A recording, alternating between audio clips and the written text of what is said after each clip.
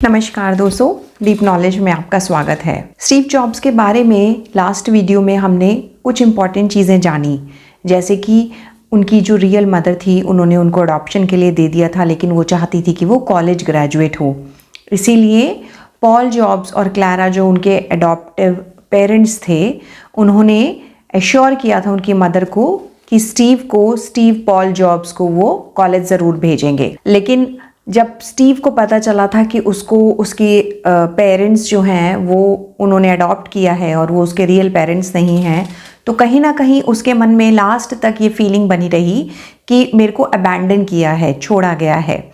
और इसी की वजह से उनके नेचर में बहुत सारी चीज़ें जो हैं वो लोग कहते थे थोड़ी सी ट्विस्टेड थी, इन द सेंस कि जैसे वो लोगों को हर्ट कर देते थे ईजिली और स्केयर कर देते थे, एकदम पुश कर देते थे, because he wanted best from people. लेकिन जब स्टीव जॉब से पूछा गया तो वो ये कहते थे कि नहीं, मैं इन सब फालतू चीज़ों में बिल्कुल विश्वास नहीं करता कि मेरे पेरेंट्स ने मुझे अबैंडन कर दिया था तो इसीलिए मैं चाहता था कि मैं कुछ ऐसा क्रिएट करूं कि वो लोग मुझे वापस जाएं। ये सब एकदम बेकार की बातें हैं, ऐसा कुछ भी नहीं था। मेरे पेरेंट्स जो हैं वो 1000% पॉल और क्लारा ही थे और मैं उन्हीं को ही पेरेंट्स मानता हूँ। और रही बात मेरे रियल पेरेंट्स की, तो वो खाली जैसे जो स्पर्म और एग डोनर होते हैं, स्पर्म बैंक की तरह, उन्होंने बस वही रोल प्ले किया। तो कभी भी स्टीव जॉब्स ने इस चीज़ को एग्री नहीं किया कि उनके अडॉप्शन की वजह से उनके नेचर में कोई चेंजेस था, जबकि उनके सारे फ्रेंड्स, इनफैक्ट उनकी जो गर्लफ्रेंड थी जिससे उनको एक बेबी भी हुआ, उस बेबी को बाद में उन्होंने रिस्पॉन्सिबिलिटी भी ली, शुरू में अबैंडन कर दिया था। तो वो भी ये कहती थी कि चूंकि स्टीव को अडॉप्शन के लिए दे दिया गया था तो ये चीज़ उसके मन में एक स्कार की तरह बैठी हुई थी। अब हम आज थोड़ा सा आगे पढ़ते हैं कि कैसे सिलिकॉन वैली, वो एरिया जो कि टेक्नोलॉजी हब बना अमेरिका में, वहाँ पे स्टीव जॉब्स का घर था और उसका इन्फ्लुएंस कैसे उनकी चीज़ों पे पड़ा। पॉल और क्लारा ने पोलो ऑल्टो में शिफ्ट कर लिया, लेकिन वहाँ पर पॉल जो है वो घर अफोर्ड नहीं कर सकते थे, तो साउथ में एक छोटा सा टाउन था माउंटेन व्यू करके, उन्होंने वहाँ पे घर लिया। पॉल जो है वो चीज़ों को बहुत मेटिकुलसली करते थे, वो मैकेनिक थे, तो वो क्या करते थे कि पुरानी कारों को खरीदते थे जो चलने की कंडीशन में नहीं थी, उनको थोड़ा सा ठीक ठाक करते थे और जैसे $50 की कार खरीदी उसको $250 में बेच दिया, बट उस पर टैक्स वगैरह नहीं दिया। ये चीज़ स्टीव जानते थे और जो भी एक्स्ट्रा मनी वो कमाते थे वो स्टीव की कॉलेज एजुकेशन फंड में वो डाल देते थे। स्टीव जानते थे कि उनके जो फादर हैं पॉल, वो बहुत मेटिकुलस हैं क्योंकि मैकेनिक थे, लेकिन वो चीज़ों को बहुत अच्छे तरीके से करते थे। जैसे वो घर में कैबिनेट बनाना या बाहर लॉन की फेंसिंग या बाउंड्रिंग करना, लेकिन वो इतना ध्यान रखते थे कि जो कैबिनेट के पीछे का हिस्सा है वो भी नीट एंड क्लीन होना चाहिए, जो चीज़ें नहीं दिखती हैं वो भी बहुत क्लीन होनी चाहिए, बहुत टाइडी होनी चाहिए, अच्छे से बननी चाहिए। इस चीज़ का स्टीव जॉब्स पे बड़ा असर पड़ा क्योंकि वो भी चाहते थे कि उनकी चीज़ें जो हैं बिल्कुल डिज़ाइन में they should be very good. और पॉल काफ़ी बार कोशिश करते थे स्टीव के लिए, उन्होंने गैराज में एक अलग से टेबल बनाई थी, उसको बोला था ये तुम्हारा सेक्शन है। स्टीव अपने फादर के साथ टाइम स्पेंड करना पसंद करते थे, लेकिन उनको पसंद नहीं था बहुत ज़्यादा मैकेनिकल काम करना, हाथों से चीज़ों को बनाना या कुछ। इनफैक्ट पॉल ने एक बार बताया भी कि वो चाहते थे स्टीव जो है अपने हाथों को यूज़ करें, he should get his hands dirty, और मतलब खुद जुट के काम करें हाथों से, बट बहुत इंक्लिनेशन नहीं था स्टीव का। हाँ, वो एडमायर करते थे अपने फादर की क्वालिटीज़ को कि उनके जो फादर हैं, he was very good, very meticulous और डिज़ाइन और सिंप्लिसिटी पे बहुत ध्यान रखते थे। Plus he was good, Paul जो है वो एथिकल भी थे, काम थे। उन्होंने एक बार कोशिश भी करी कि वो रियल एस्टेट एजेंट बन जाए, पढ़ाई करी, लाइसेंस लिया, लेकिन वो कुछ कर नहीं पाए इस फील्ड में क्योंकि वो दूसरों की चमचागिरी नहीं कर सकते थे, मस्का नहीं मार सकते थे, जो कि रियल एस्टेट की जॉब में बहुत इंपॉर्टेंट था। तो फाइनली वो वापस से मैकेनिक की जॉब में आ गए। लेकिन स्टीव अपने फादर को बहुत अप्रिशिएट करते थे अपने फादर की क्वालिटीज़ के लिए। स्टीव जॉब्स को हमेशा लगता था कि उनके पेरेंट्स ने उन्हें स्पेशल फील कराया था। ही ऑलवेज फेल्ट स्पेशल। उनको लगता था कि अडॉप्शन की वजह से उनमें और ज़्यादा इंडिपेंडेंसी आई है, बट ये फीलिंग कि मुझे अबैंडन किया है, नहीं।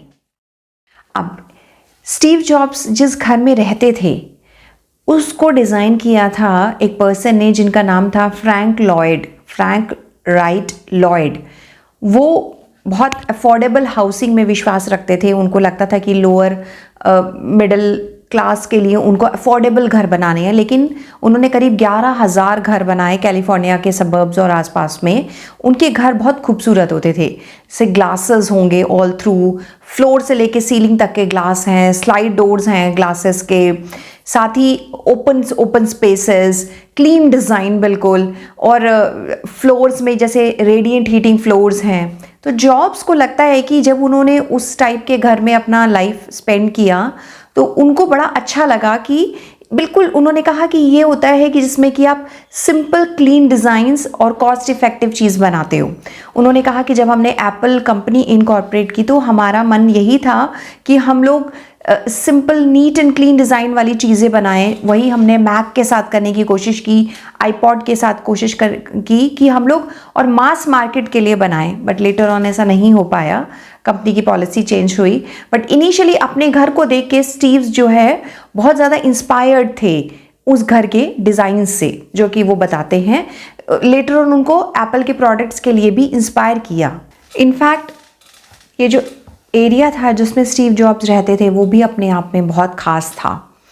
एडविन लैंड पोलरॉयड के बाद में बताते हैं कि आइजनहावर ने बताया उनको U2 स्पाई प्लेन कैमरास चाहिए थे देखने के लिए कि जो रशियन थ्रेट है, जो माना जाता था कि रशिया अमेरिका के लिए एक बहुत बड़ा खतरा है, उसके लिए वो स्पाई जासूसी करने वाले कैमरास चाहते थे। अब उसका प्लांट कहाँ लगा? वहीं पे जहाँ जॉब्स का घर था उसके पास ही रीजन में। जॉब्स बताते हैं बहुत सारा मिलिट्री इन्वेस्टमेंट हुआ हमारे एरिया में, थाउजेंड्स ऑफ लोग काम करते थे, सारे इंजीनियर्स ऑलमोस्ट वहीं आसपास रहते थे। बाद में मिसाइल्स बनाने की एक फैक्ट्री थी, वो भी वहाँ पे लॉन्च हुई, और बड़ा हाईटेक और मिस्टीरियस टाइप का काम वहाँ चला करता था, जिससे कि उस नेबरहुड में रहना ही अपने आप में बहुत एक्साइटिंग हो गया था। अब Hewlett Packard company, HP company, उसका ओरिजिन भी हुआ था पालो अल्टो में।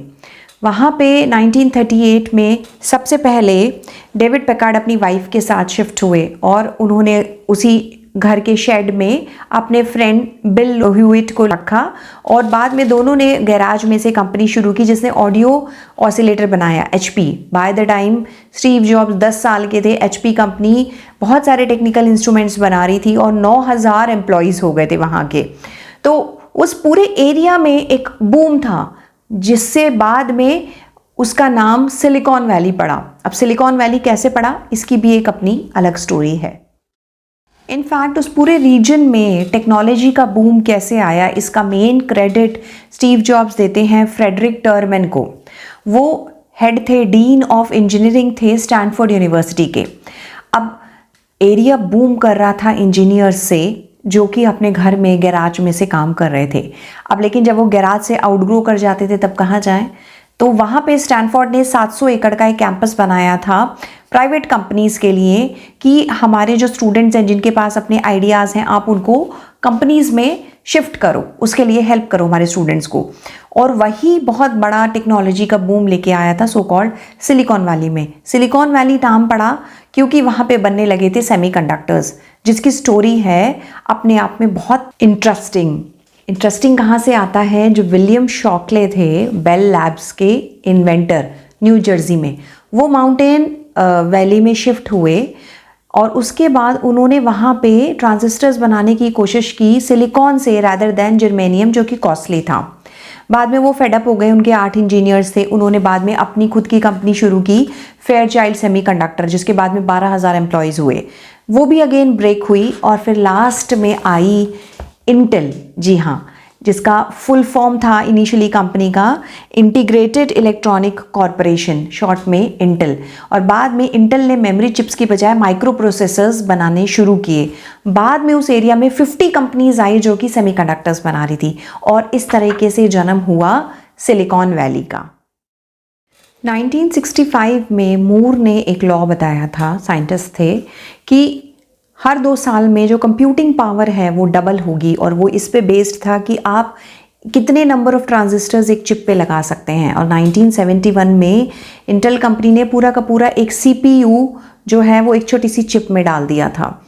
और इसी डिस्कवरी की वजह से, जो कि आज तक सच निकली है, दो बहुत बड़ी कंपनियों की नींव पड़ी थी, वो है एप्पल और बिल गेट्स की माइक्रोसॉफ्ट। तो ये जो पूरा एरिया बना था, इसका नाम फिर USA सिलिकॉन वैली पड़ा। और साउथ सैन फ्रांसिस्को से 40 माइल्स का एक एरिया था जो माउंटेन वैली, पोलो ऑल्टो और सैन जोस तक जाता था, जहाँ सारी कंपनियों ने बाद में अपने एस्टेब्लिशमेंट डाले। और आज तक वो हब माना जाता है सारी की सारी बड़ी टेक्नोलॉजी कंपनीज का। आगे का हम कल के वीडियो में कवर करेंगे। Thank you so much.